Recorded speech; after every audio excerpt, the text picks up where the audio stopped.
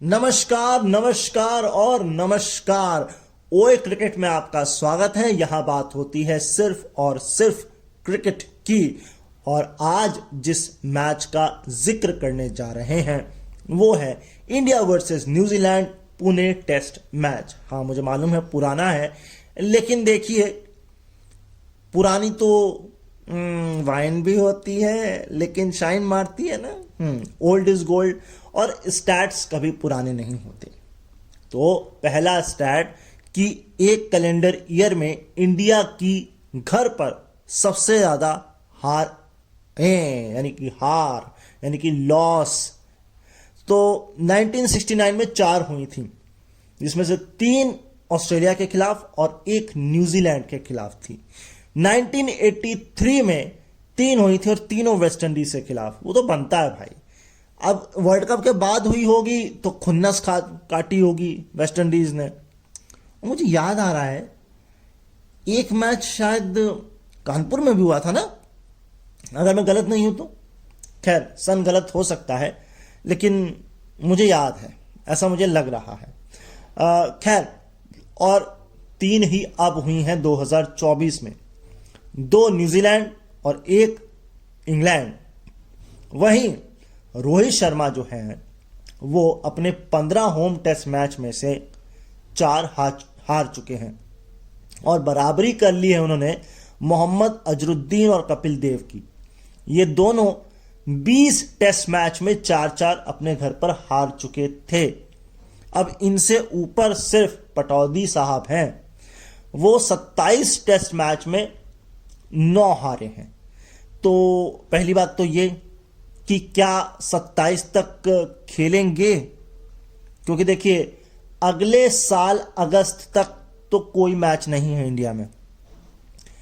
और दूसरा, क्या कप्तान बने रहेंगे, ये बहुत कुछ डिपेंड करेगा इंग्लैंड की सीरीज, वर्ल्ड टेस्ट चैंपियनशिप और इंडिया ऑस्ट्रेलिया बॉर्डर गावस्कर और most probably world test championship पर। अब देखिए, मुझे ऐसा क्यों लग रहा है इस बार इंडिया और साउथ अफ्रीका ना देखने को मिल जाए। मतलब 3 साल 3 अलग अलग ओपोनेंट, हम हर साल जा रहे हैं लेकिन यार जीत नहीं पा रहे हैं, है ना। चलिए इसी नोट पर सेकंड स्टैट्स पर चलते हैं। भाई जब सेकंड टेस्ट मैच होगा इंग्लैंड न्यूजीलैंड, वहां भी सेंटनर आएंगे। तो सेंटनर ने एक साथ, वो कहते हैं ना 3 in 1 और 3-3-3, मतलब इन्होंने हैट्रिक भी कर दी है स्टैट्स की। एक तो 13 विकेट लिए 157 रन देकर, और न्यूजीलैंड की तरफ से तीसरी बेस्ट बॉलिंग परफॉर्मेंस है। और तीसरे जो है वो बॉलर बने हैं किसी भी टीम की तरफ से बेस्ट बॉलिंग के मामले में, और तीसरे ही बेस्ट परफॉर्मेंस है as a visitor bowler India के खिलाफ। मतलब ओवरऑल किसी भी टीम के खिलाफ थर्ड, विजिटिंग बॉलर इंडिया के खिलाफ थर्ड, और अब न्यूजीलैंड की तरफ से भी थर्ड। तो भाई कितना 3 तिगाड़ा करोगे, काम बिगाड़ा भी हो जाता है। हाँ खैर कोई बात नहीं, आगे चलते हैं। भारत में आकर सबसे ज्यादा बार टेस्ट सीरीज किसने किसने जीती है? न्यूजीलैंड ने 2024 में ये काम कर दिया, एक बार, पहली बार, है ना। और स्ट्रीक भी इंडिया की 18 की तोड़ दी, जो कि किसी भी टीम की सबसे हाईएस्ट टेस्ट विनिंग स्ट्रीक है, क्योंकि मेरे ख्याल से 13 थी, नहीं 13 नहीं 10 थी शायद ऑस्ट्रेलिया की, 10 या 13 थी। खैर 1997 में साउथ अफ्रीका सीरीज नहीं जीते थे, ड्रॉ हुई थी 0-0 से। या 0 ही आप कह भी लें, या 0-0 से, है ना। 1997, 1986-87 पाकिस्तान एक बार, क्या बात है यार। इसके ऊपर ऑस्ट्रेलिया 4 बार, और आखिरी बार जो जीते थे 2004-05 में। साउथ अफ्रीका 1997 लास्ट टाइम, वो भी ड्रॉ हुई थी 0-0 से, जीते नहीं थे। या जीत, हाँ, और पाकिस्तान एक बार, और 5 बार 2 टीमें हैं वेस्ट इंडीज, और लास्ट टाइम 1983-84 में सीरीज जीती थी, और 5 बार इंग्लैंड लास्ट टाइम 2012-13 में जीती थी। डोमिनेंस देखिए आप, डोमिनेंस। लेकिन मैं ये कहना चाहता हूं कि कि सामने वाली टीम कितनी मजबूत हुई। इंग्लैंड तो मजबूत थी, और इंग्लैंड मजबूत, मगर मुझे ऐसा लगता है इंग्लैंड मजबूत नहीं थी। इंग्लैंड वो 12-13 में मजबूत थी, अब वो मजबूत होनी शुरू हुई है वापस। एक्स्ट्रा डिफेंसिव हो गई थी इंग्लैंड, अब थोड़ा सा एक्स्ट्रा से एक्स्ट्रा अटैकिंग हो गई है। वेस्ट इंडीज नहीं है, बांग्लादेश नहीं है, ऑस्ट्रेलिया है, लेकिन अब हमें ऑस्ट्रेलिया की बहुत सारी कमियां पता लग गई आईपीएल की वजह से, और एक आईपीएल भी इसमें फैक्टर है।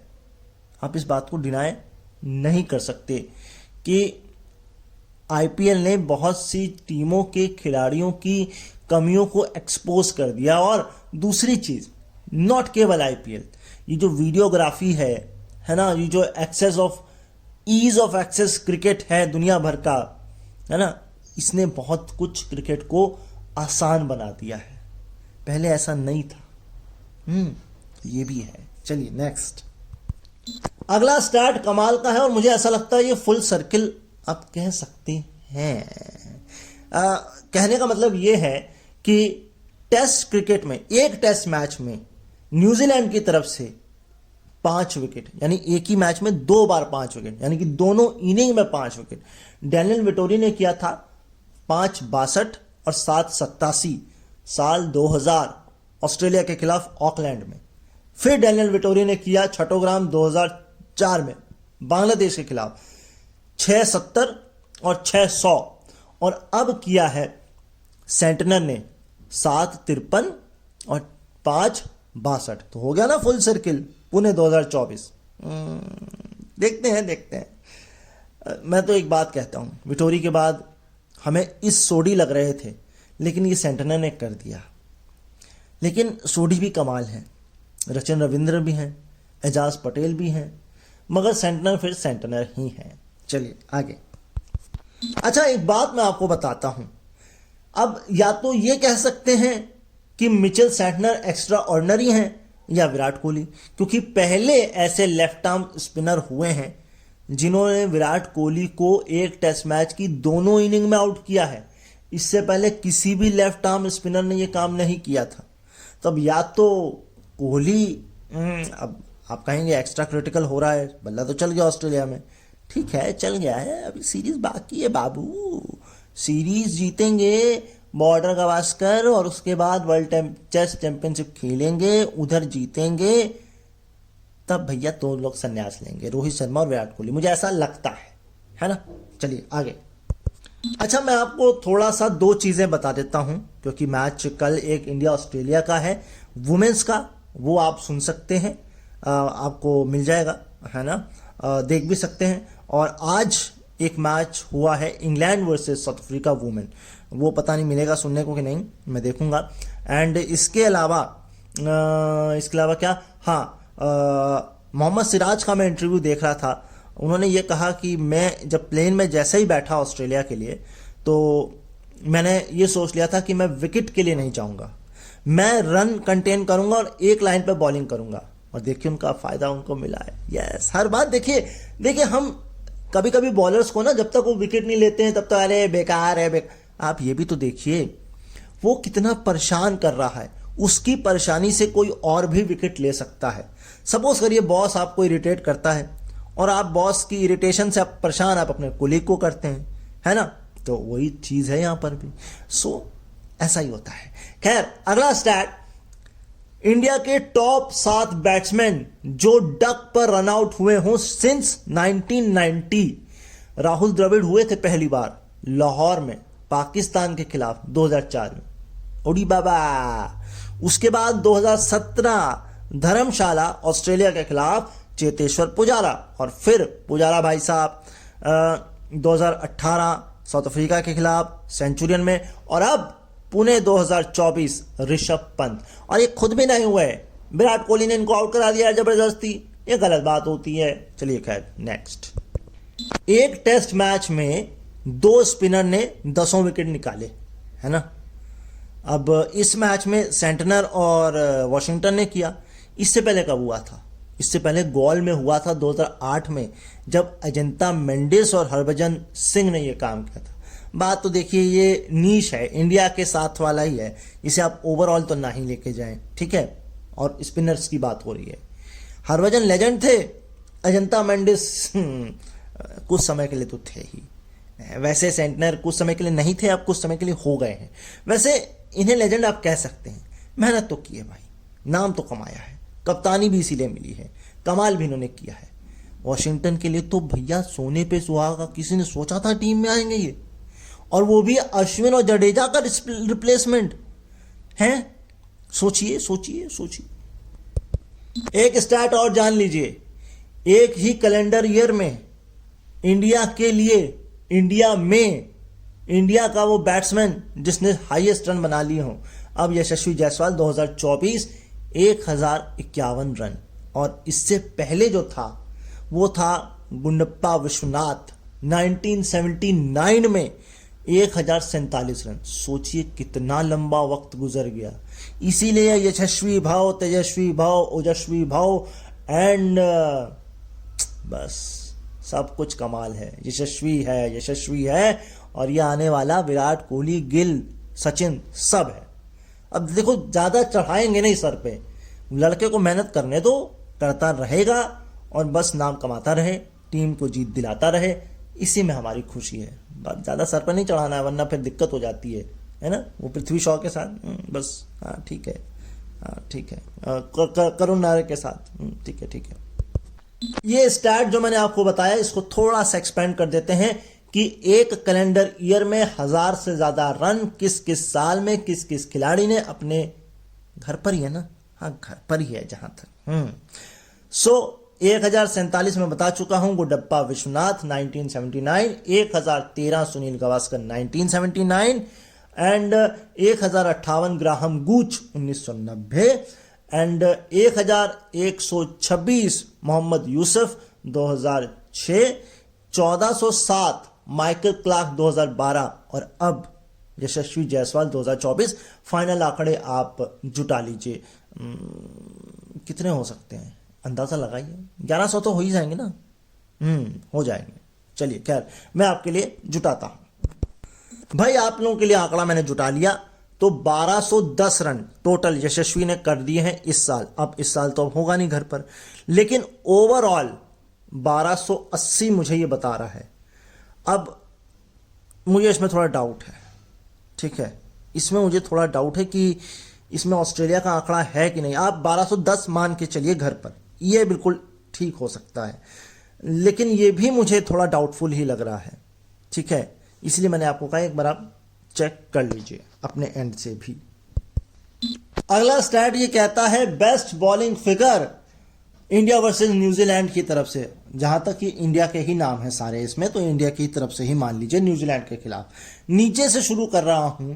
प्रसन्ना थे 1976 में ऑकलैंड में पहली बार ये काम करने वाले, 140 रन देकर 11 विकेट। अब 2024 में ये काम कर दिया है वॉशिंगटन सुंदर ने, 115 रन देकर 11 विकेट। लेकिन यहां पर साल नहीं खत्म होते हैं, खिलाड़ी नहीं खत्म होते हैं, क्योंकि ये बात विकेटों के हिसाब से हो रही। तो इसके ऊपर है एस वेंकट राघवन, दिल्ली 1965, और इन्होंने लिए थे 152 रन देकर 12 विकेट।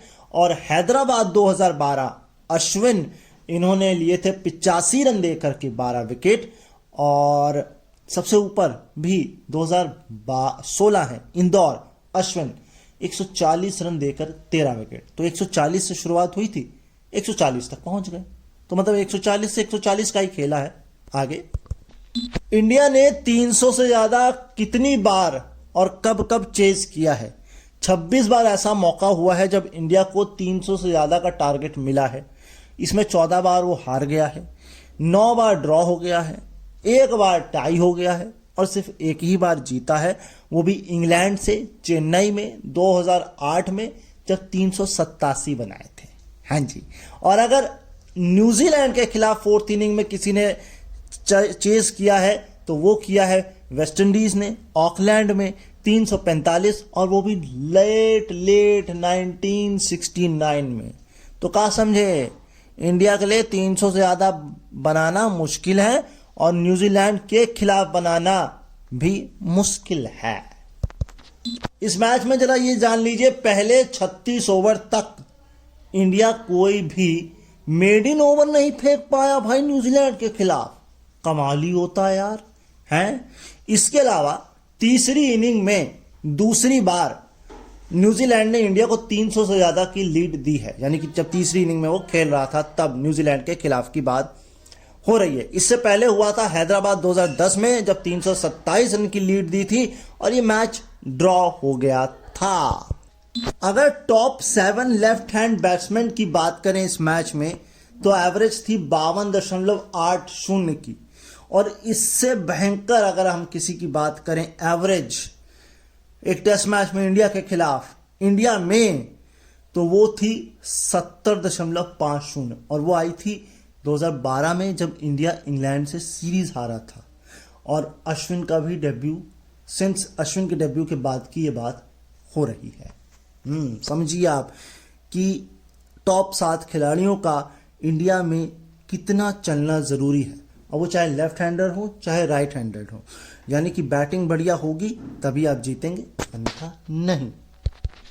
इंडिया में 200 से ज्यादा किसी टीम ने कब सक्सेसफुल रन चेस किया है 4th इनिंग में, और किसने और कितना किया है, तो इंडिया ने ही किया है 261, वो भी 2012 में बैंगलोर में न्यूजीलैंड के खिलाफ। और उसके बाद अगर की बात करें 2012 बैंगलोर के बाद, तो इंडिया ने घर में या बाहर एक ही बार ये कारनामा किया था, 328 रन। गावा में घमंड टूटा है 2021। तो भाई 4th इनिंग में चेस करना ना इंडिया की बस की बात है, इंडिया में ना बाहर। नहीं, मैं आपको डिसअपॉइंट नहीं कर रहा हूं या आपको ऐसे कैसे बोल दिया तुमने, तो भाई स्टैट के दम पर बोल रहा हूं, गप नहीं मार रहा हूं। देख लीजिए ना, 2011 में 300 भी नहीं है, 261 है, उसके बाद कहां खड़ा नहीं है। और इंग्लैंड में भी, ऑस्ट्रेलिया में भी क्या है, 328 है। तो अगर हम ये पर्थ भी जीते हैं तो क्यों जीते हैं, क्योंकि हमने बैटिंग फर्स्ट की है, बैटिंग सेकंड की होती तो बस। चलिए आगे चलते हैं। अच्छा, सेंटनर ने अपनी पहली इनिंग में 7 विकेट निकाले थे। अब 7 में से 4 एलबीडब्ल्यू थे, तो ये अब ज्वाइंट हो गया है एलबीडब्ल्यू के मामले में, क्योंकि 2017 में इसी ग्राउंड में स्टीव ओकीव ने भी ये काम किया था। अगर मैं गलत नहीं हूं तो स्टीव ओकीव भी ऑस्ट्रेलिया से खेलते थे ना। हाँ, मैं फिर भी आपको चेक कर देता हूं। तो भाई साहब, स्टीव ओकीव जैसा कि मैंने कहा ऑस्ट्रेलिया से ही खेलते थे, और आखिरी मैच ये पुणे वाला ही था इनका। इसके बाद तो 2020 में इन्होंने फर्स्ट क्लास क्रिकेट से भी संन्यास ले लिया। ऑस्ट्रेलिया के खिलाफ इनको ज्यादा खिलाया नहीं गया, 9 टेस्ट मैच मात्र भाई साहब ने खेले, 12 विकेट लिए। हाँ, बिग बैश में आप इन्हें अभी भी देख सकते हैं। अब क्या ही देखेंगे आप इन्हें बिग बैश में, खैर कोई बात नहीं, ठीक है आगे चलते हैं। अब एक ही टेस्ट मैच में 2 इनिंग में, मतलब पहली और दूसरी मिलाकर के, सबसे ज्यादा विकेट स्पिनर्स ने कब कब लिए हैं, इसमें फास्ट बॉलर का कोई योगदान नहीं है। तो सबसे लेटेस्ट बता देता हूं, इस साल हुआ है पुणे में 2024 में 19 विकेट।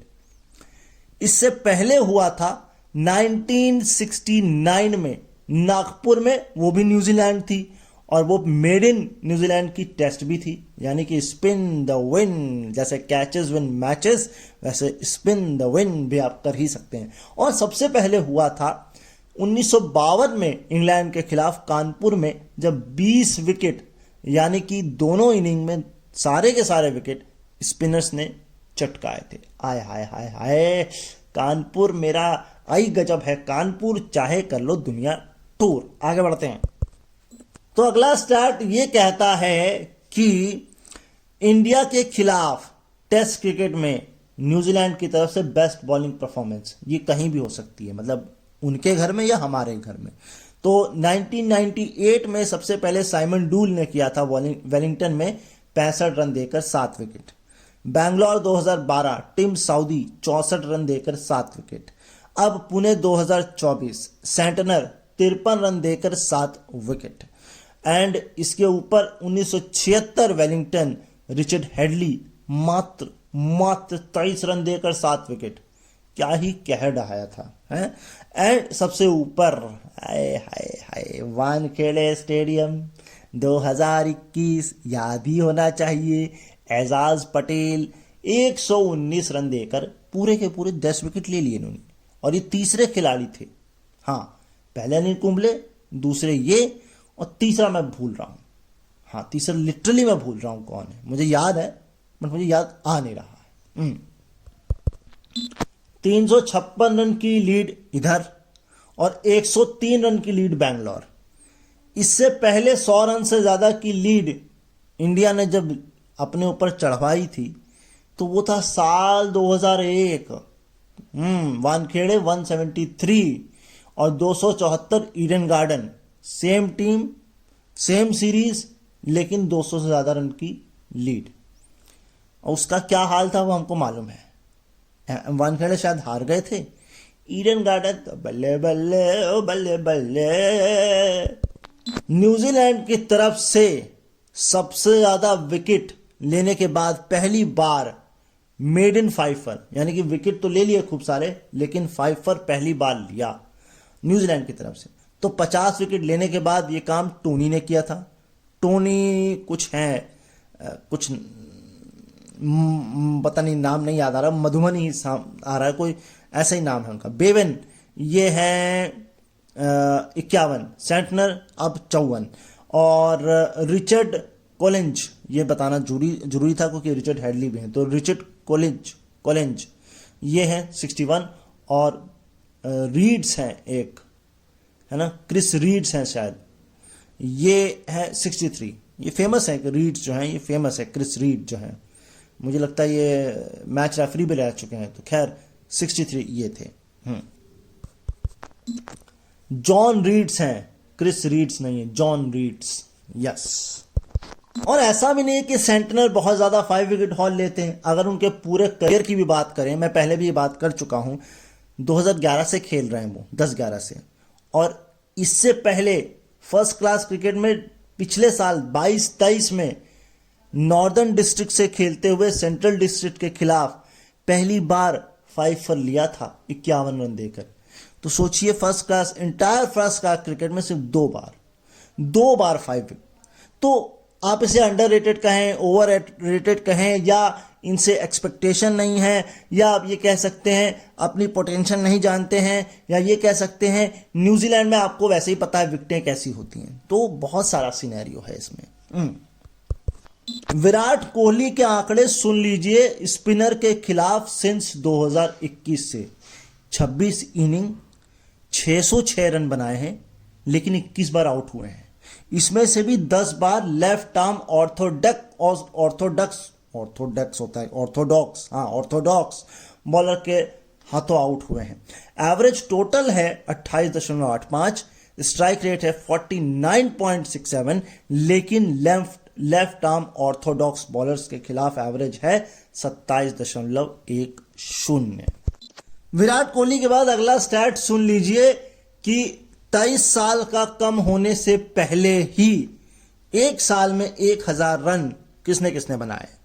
तो सबसे पहले लेटेस्ट से शुरू करें क्या है, बताइए। चलिए पीछे से शुरू करते हैं। 1093 रन बनाए थे गारफील्ड सोबर्स ने 1958 में, 1093, और 1098 रन बनाए थे किसने बनाए थे यार, हाँ, ग्रैम स्मिथ ने 2003 में। एबी डिविलियर्स ने बनाए थे 1008 रन 2005 में। 1013 रन बनाए थे एलिस्टर कुक ने 2006 में। और अब बारी आती है यशस्वी जायसवाल की 2024 में। आंकड़े मैं आपको ओवरऑल इस शो पे ऑलरेडी बता चुका हूं, तो उसको जाकर याद रखिए उसको।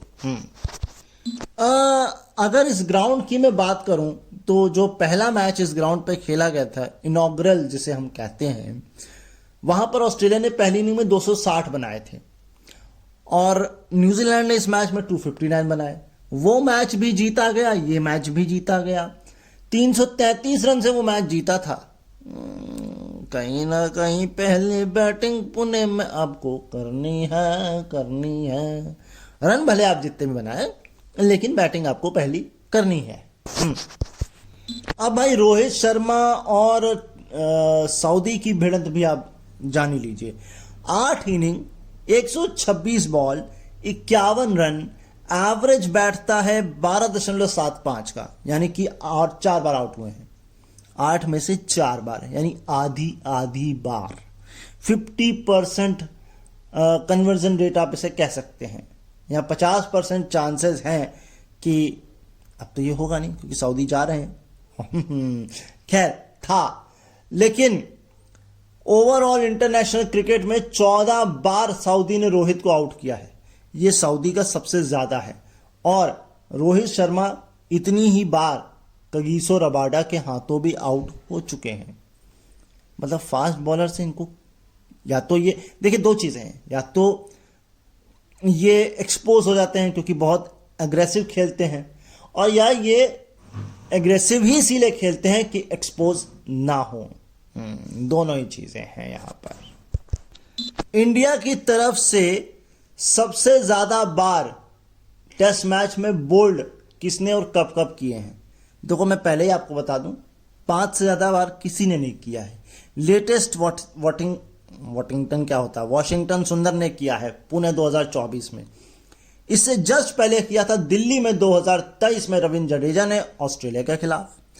साउथ अफ्रीका के खिलाफ जोबर्ग्स में 1992 में अनिल कुंबले ने किया था। फिर 1960 में ब्रेबॉर्न में ऑस्ट्रेलिया के खिलाफ किया था बापू नाटकर ने। और सबसे ऊपर भैया कानपुर 1959 ऑस्ट्रेलिया के खिलाफ जस्सू भाई पटेल ने किया था। ये सबसे पहले हुआ था।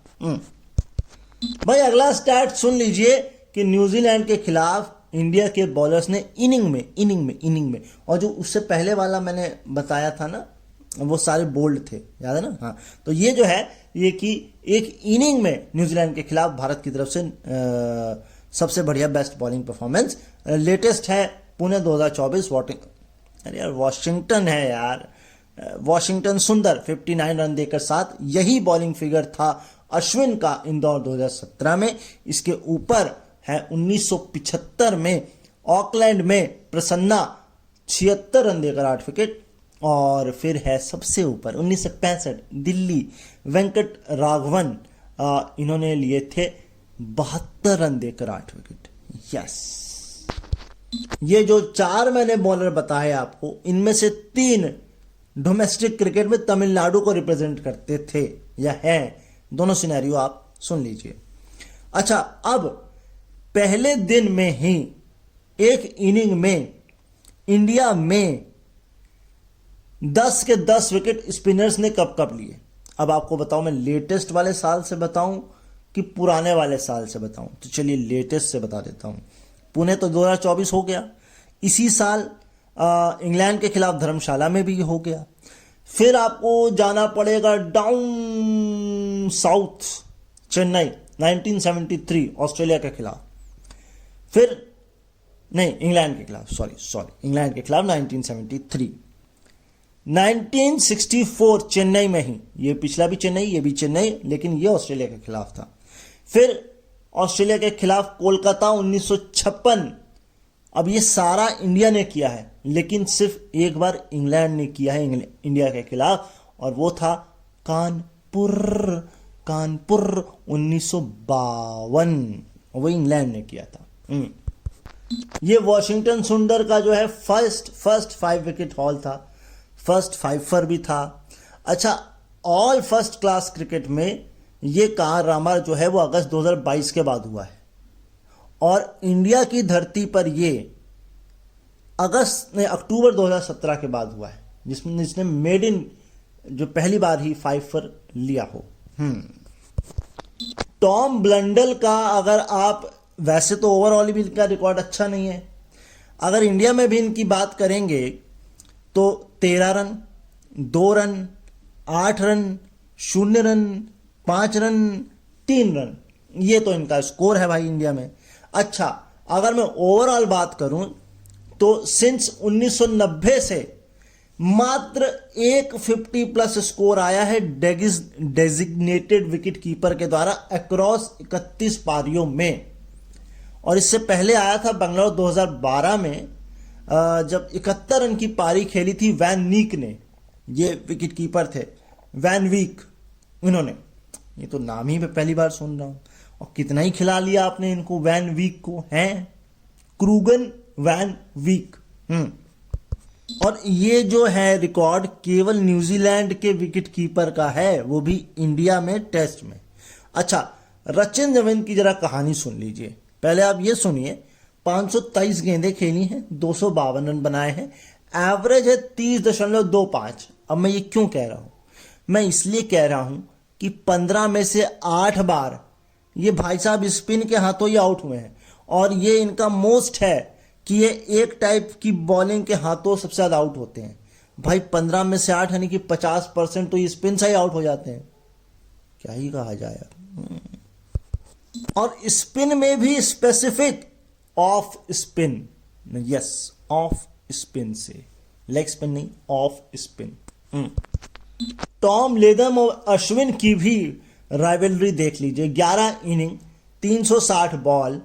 ये तो क्या हो गया, क्या हो गया भाई, ये हो गए 60 ओवर। 60 ओवर हो गए ना।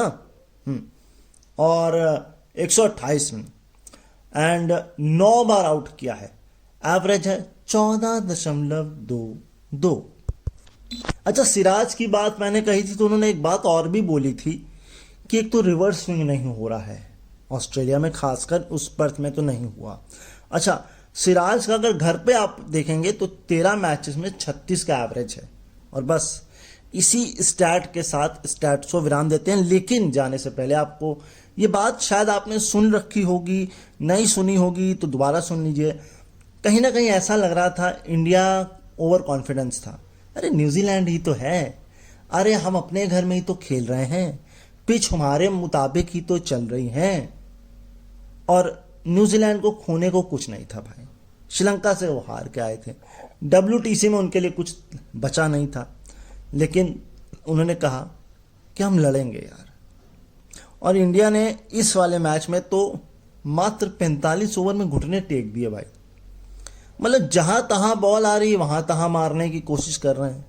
और न्यूजीलैंड वाले बिखरते हैं, लेकिन उनके पास टेम्परामेंट था, वो इधर उधर नहीं जा रहे थे, है ना। तो बस इसी नोट के साथ आज के एपिसोड को विराम देते हैं। आई होप आपको पसंद आया होगा। चैनल पर नए हैं तो सब्सक्राइब कर लीजिएगा, एंड श्रद्धा हो तो लाइक कमेंट शेयर भी कर दीजिएगा। एंड मैं आपसे कल तो मुलाकात होनी मुश्किल है क्योंकि कल मैच है। आऊँगा, अगर आया तो देर रात तक वीडियो अपलोड होगा, नहीं तो नहीं होगा। लेकिन हाँ, बॉर्डर गावस्कर ट्रॉफी के लिए आपकी मेरी तैयारियां पूरी रहेंगी, वो मैं पूरी तैयारी में रखूँगा।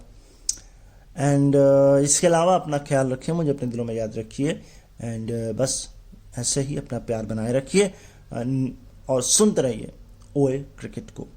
मैं मिलता हूँ आपसे कब पता नहीं, लेकिन मिलूँगा ज़रूर। तब तक के लिए नमस्कार।